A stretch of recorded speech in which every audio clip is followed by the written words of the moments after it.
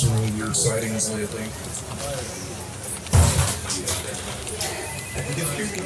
Gosh. Commander Sir, you know I do not need backup. You know I do not need a partner. I do this alone, and you know that I've always done this alone, sir. Tosh, you're one of the best rangers we have. You're the only ranger we have right now. But you need help. What about the picnic tables that we lost? Sir. What about the fire pit vandalism? And don't even get me started on the geese. I do not need a partner. I know these mountains like the back of my hand, and you know this, sir. You need help. Oh my gosh. You know I do this alone. I always have. I always will. Cut the lone wolf crap. Sir. I've got a partner for you. Please, sir. He's from back east. Where back east? I don't know. Pennsylvania or somewhere. Pennsylvania, sir.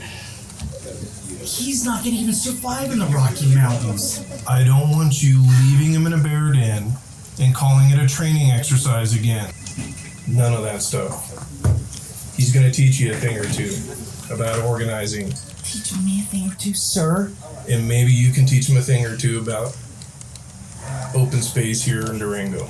Yes, sir. I understand. Okay, well. Hey, guys, I've been sitting here the whole time. Oh, hey, Tosh. Meet Scott. Hey, Scott. How's it going? It's going good. Hey, Nice to meet you, man. Thank you, sir. See you, Commander. Thanks, Tosh. oh, this is going to be rough. Wait, I need that guy. Look, I don't know where you're from, but New York, Pennsylvania. Pennsylvania. Okay, listen, man. You're in the Rocky Mountains now, bro. This is not Pennsylvania. This place will kill you if you don't know what you're doing, okay? I have to have a partner I know I can trust, man. Well, that's why they stuck me with you.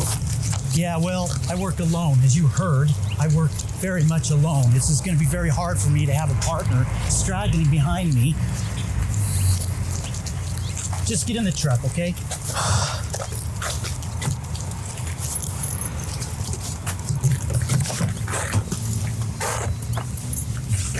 And be careful of my cowboy hat. Don't sit on it. Oh, okay? you don't even have any room for me in here. Well, we'll make some, okay? And don't sit on the cowboy hat.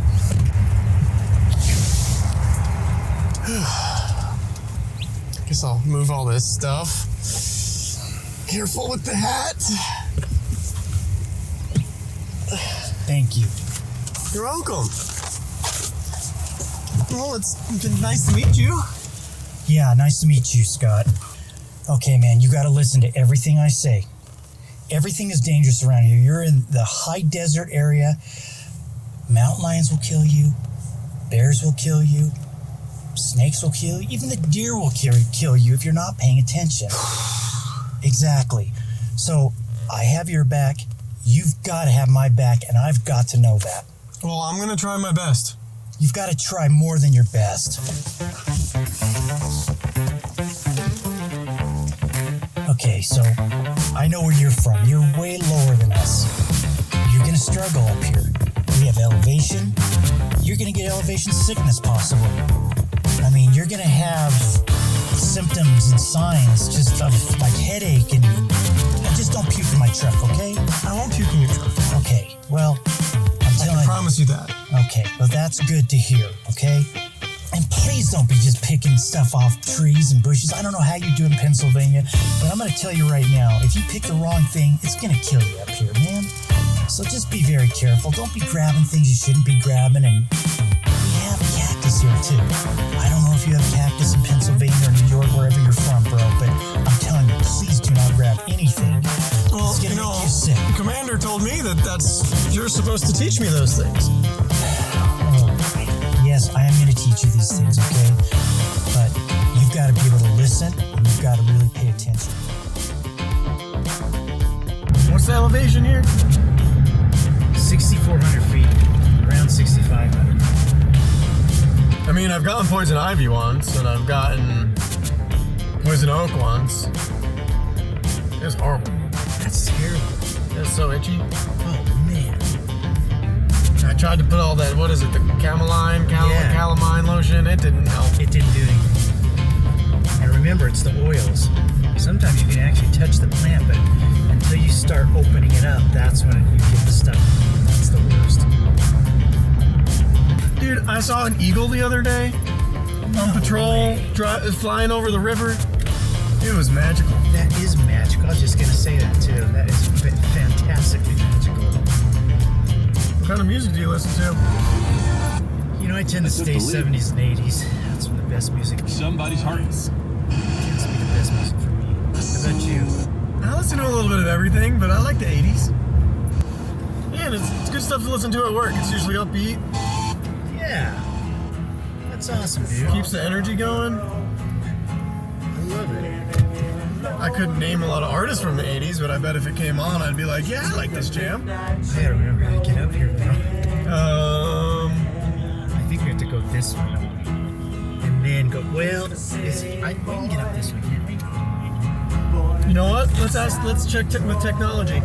We don't need no technology. Dude, it works really well. Alright, use the technology. You know, I gotta give it to you. You're pretty smart and stuff. Comes in handy, man. Yeah, I reckon. I'm not lost. I'm a tad bit confused, okay? Well, let's see if you can get us there before technology gets us there. Boom. Take a left at the next stop sign. I'm gonna say that anyway. I knew it was left, but I'm glad you have that. We'll figure it out. Well, I guess it's good to use technology sometimes. Street lights, people. Man, I can't believe it's left turn. That is so cool. Dude, Journey is the best. I'm definitely getting my jacket. I didn't even bring my jacket. Why wouldn't you bring your coat? Because I'm a ranger. Snowing. It's snowing right now. Oh, I'll be fine. You know one thing about Pennsylvania? It snowed all the time. This is my element.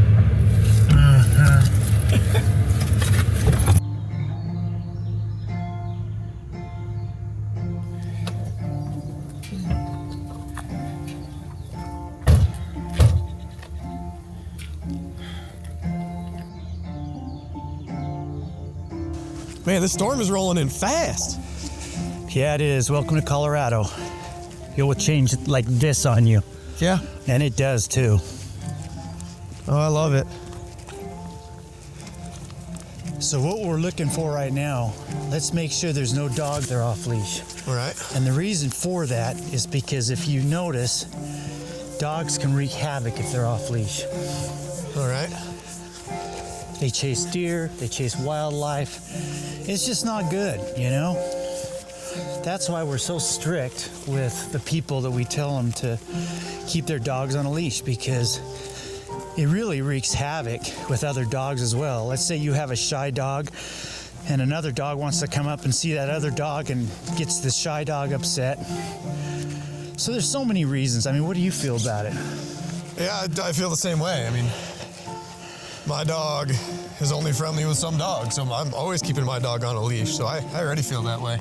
Well, that's smart. It makes sense, doesn't it? It does.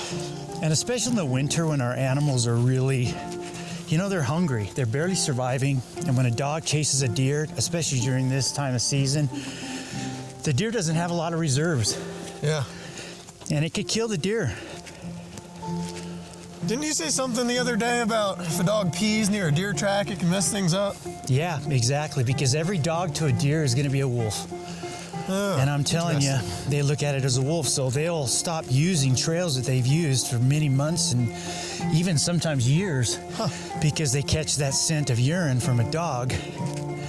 So they won't even use it. So they'll bypass that trail that they've used and use in a whole nother area that could be dangerous to them. Well, something I wanted to talk to you about too is, remember where we talked about altitude sickness? Yep. So we're high enough that we could get altitude sickness. Altitude sickness can actually start at 6,000 feet.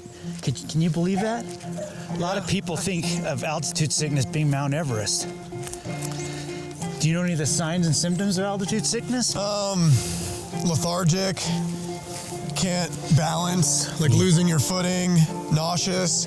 Dude, I know I'm from Pennsylvania, but I don't know if you knew I lived in Summit County at 9,000 feet for 4 years. Why didn't I ever know that? I don't know. So you know what that is, don't you? I know. So headache, you said it. Headache, Tiredness, fatigue. tiredness. So what can we do about altitude sickness? What's the best way? Well, temporarily drink lots of water. Lots you of take water. a little Tylenol, but really Stay you just- hydrated. Yep. But the only thing you can really do is go to a lower elevation. You're exactly right. You're a smart dude. Yeah, man. You really do know your stuff, don't you? Oh, thank you. Wow. You're exactly right. You got to get them off the mountain. You got to get them to a lower altitude. That's exactly what's going to happen. Now we start getting into more serious things when we start getting what's called cerebral edema. That literally is fluid on the lungs. Yeah. And the person literally starts drowning. So a lot of people will try to be a hero and try to stay on top of the mountains, especially people visiting our area. And what they'll do is they'll say, I can handle this, I'm going to get used to it. And they don't. And suddenly they start getting fluid in the lungs and literally start drowning. So let me ask you this. If someone gets altitude sickness in Durango, what's the closest place that's at a lower elevation that we should recommend they drive to? You know, I think that we're low enough that they can just maybe decrease their activities. Yeah. Don't do so many activities. Rest. Drink water, like you said. I think that's one of the best things, too, you know, Yeah. is just to keep them from doing like physical activity. Do you hear that? What do you hear? Wow. So is there anything that they tell us that will help alert us to anything? Definitely. I've actually used them to tell me if there's camps or not. I'll depend on the Raven a lot because they'll go into camp and they'll do a lot of what you just heard, you know. Yeah. I feel like they would hang out above, like if there was trash or something below, they would hang out above that. They're going to want to eat and they're going to take whatever food has been left out. A little bit of common sense. Yeah. Nice job. You're getting it. Thanks, man. Yeah. So you can learn a lot by listening to the bird sounds. Like a chickadee, for example. Yeah. They kind of sound that chickadee. And they usually do it about 2 or 3 times. Yeah. But did you know that if you hear it go chickadee and it goes on like that, Yeah. there's probably a human or someone else that they're upset about in their territory. Interesting. Isn't that interesting? So you can always use signs for birds. In fact, speaking of, we're going to call that Raven in. And Dude, your call worked. Mm-hmm. So you're saying if a chickadee goes more than 3 times, they're alerting you to something. Yeah. Cool. So there's usually either you in their territory or maybe even a human or animal in their territory. I didn't mean to interrupt your bird call. Yeah.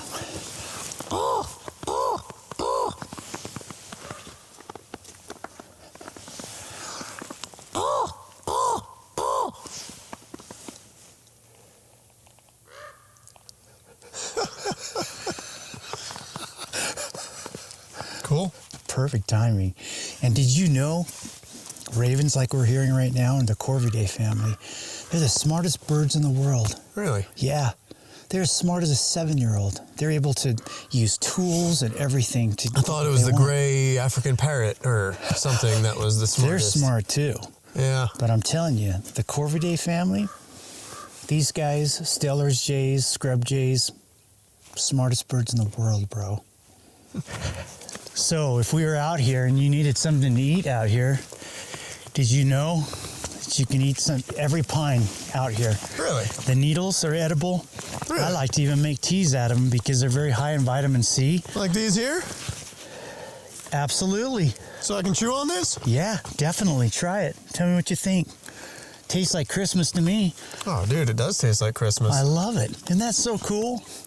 Yeah, a lot of pretty people cool. don't even know that you could actually eat these needles and in a survival situation, and you can make I can teas eat out it? of them. You can eat them, absolutely. Yeah, in fact, I'll even show you some other ones up here. Want to see them? I don't know if I'm ready to eat it, but it tastes good. Yeah, let me see. All right, let's head up some here. Dude, hopefully we can find a ponderosa. After you, brother. So this is all Gamble's Oak. Right now, they're not alive. Transit center inside. But, man, I'll tell you what. The nuts that these things grow, what are they called? Freaking... Acorns? Acorns, thank you. Yeah, like acorns, the bears use them. We can eat them too, but they're high in what we call tannic acid, so we got to boil that tannic acid out. Interesting. And then we can eat the acorns. Cool. Right now, obviously, it's not even acorn season, but you can see this is a hard wood. And a lot of the bears will utilize the acorns. What would happen if a bear came right now and attacked us? And first of all, I wanted to ask you, what kind of bear do we have here? Black bear? Do we have grizzlies? No. Nope. No. Dude, I love that we don't have grizzlies. I know. It kind of relieves me Makes me too. feel a little bit better. So what would happen if a black bear attacked us right now? What would you do if a black bear just came out of nowhere? Be loud, act big, kind of put my hands up and just talk loud and deep and no bear. I love it. You are smart. You know that? Thanks. Now, would we play dead if it did attack us? No. No. Maybe with grizzlies, but Grizzlies? Yep. not black bear. I would definitely play dead with a grizzly. Yeah. I'm going to roll up. I'm going to protect my head. But with a black bear, we want to fight. We want to fight like we've never fought before. We want to go for eyes, soft snout, ears. I mean, we do anything to survive. Good to know. So with black bears, always fight back.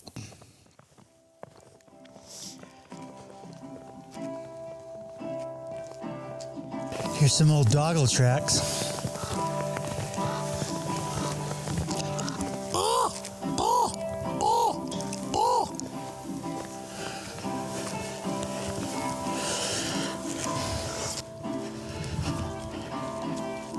Head this way. Yeah.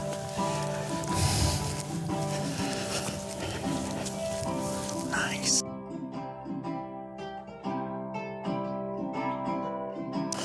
Oh, look at that. What do you think we have here? Some tracks in the snow. Nice job. You know what? I'm going to say they're red fox. Yeah, he's out exploring, trying to get some food. So how do you know the difference between fox or coyote and dog? Well, they're going to be in the canid family still, but they're going to be a little bit smaller. And the way he's looking, he's just definitely looking for some food and wandering the forest. Their diet consists of mice, and due to unpopular belief, they do not chase cats and they do not kill cats. They don't kill any other animals. Some people want to get rid of them because they think that they're going to kill their dog or their cat. That's not true. They're not going to ever try to catch a cat. Yeah, isn't that interesting? So it's looking for mice, rabbits, wood rat. That's a lot of their diet. Didn't you say something to me before about it being a straight line? Yeah, Makes coyotes. it differentiate from a dog. Yeah, so coyotes are going to have a lot more of a thinner pad, like a paw, and they're going to kind of walk straight instead of meandering around. You'll see a lot of dog tracks as they meander all over the place. Coyotes tend to stay kind of in a straight line because they don't have the energy to waste. So they're going to kind of stay straight with a purpose, with a mission. Awesome. Dogs, they have lots of food. You're feeding them every day, so they can run around and expend all the energy they want to.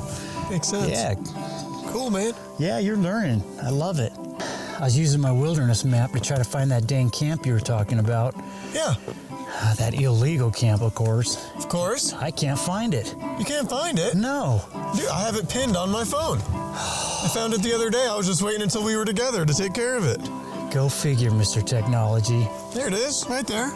You're going to have to teach me how to use this technology. You seem very smart with It comes this in stuff. handy sometimes, huh? Yeah, just a little. All right, well, let's head up this way a little bit, and it should be maybe 100 yards up to the west side of the trail. All right. So much for my wilderness map. Oh, dude, I learned a lot from you as well. Well, I'm learning a lot from you. We actually make a pretty good team. You know, I was just going to say that. I think you're going to do just fine in this business. Did you see that? A squirrel took my hat.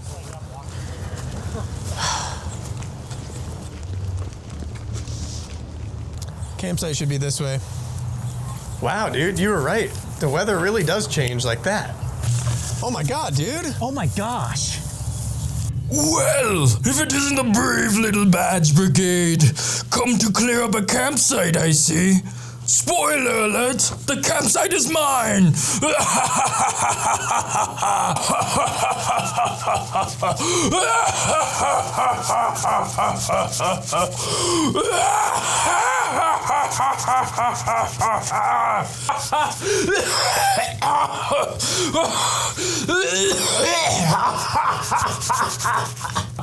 You've tracked cougars, you've wrangled bears, but you've never managed to find me. Not really. Oh, you saw something. A blurry shadow in the distance. A huge print in the mud. But you always laughed it off. Wind playing tricks, you said. Just a prankster in a gorilla suit, you said. Well, this is no prank. I've lived in these woods longer than your town has had a name. I watched Durango rise from sawdust and saloons. But not once did anyone say, hey, maybe Bigfoot's real. Maybe he just wants a friend. Maybe calling him Bigfoot is offensive. I have regular-sized feet for a North American great ape. Instead, I got t-shirts, mugs, a beer named after me, but I was a joke no one believed. So I wired every abandoned mine shaft in a 100-mile radius with dynamite, enough to level the four corners and carve my face into the side of Mesa Verde. Let's just relax. If the world won't believe in me, I'll leave a crater big enough that they have to. Calm down. Calm down. Don't do this. It's not worth it.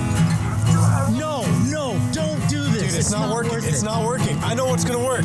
What? Don't stop believing.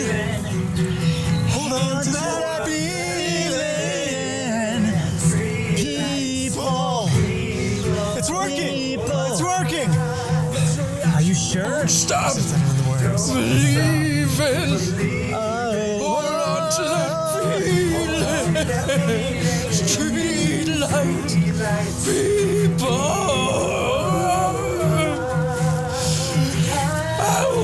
Okay, we got him.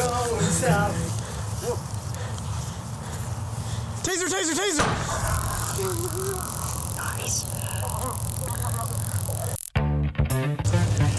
Let's go.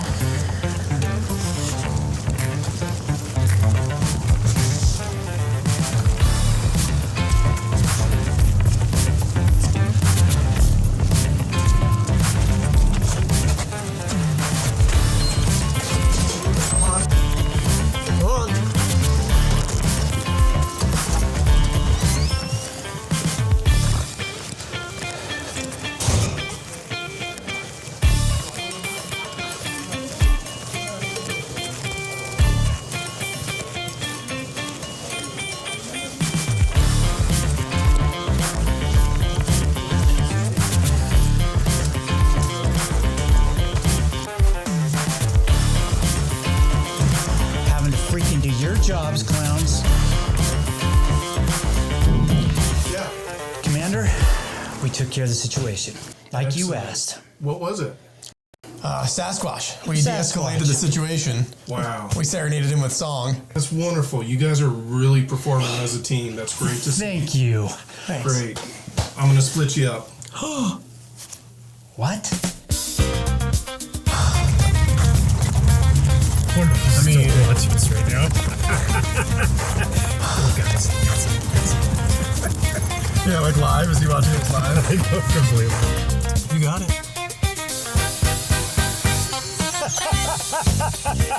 I just freaking lean in and give you a freaking kiss right on the lips, dude.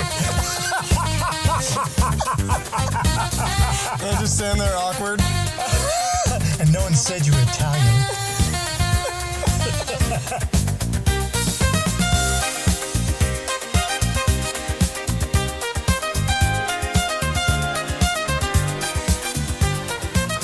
Ranger Mango. Thanks for watching. I hope you enjoyed our short experimental movie. We had fun making it for you guys.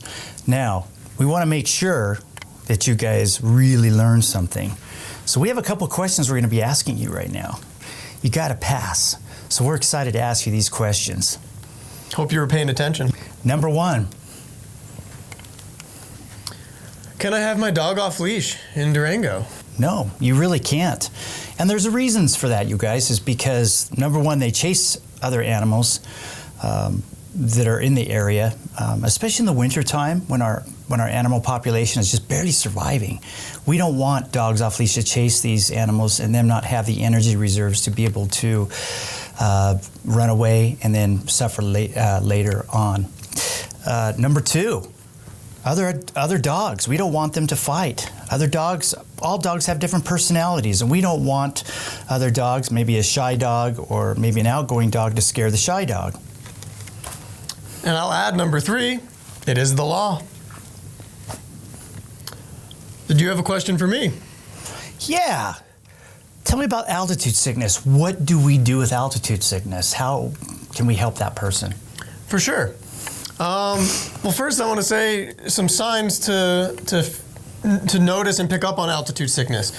Nausea, trouble walking, kind of trouble getting your balance, headache are good indications of altitude sickness. And if you notice these things, something you can do quick is drink some water, take some Tylenol. But all you can really do is get to a lower elevation.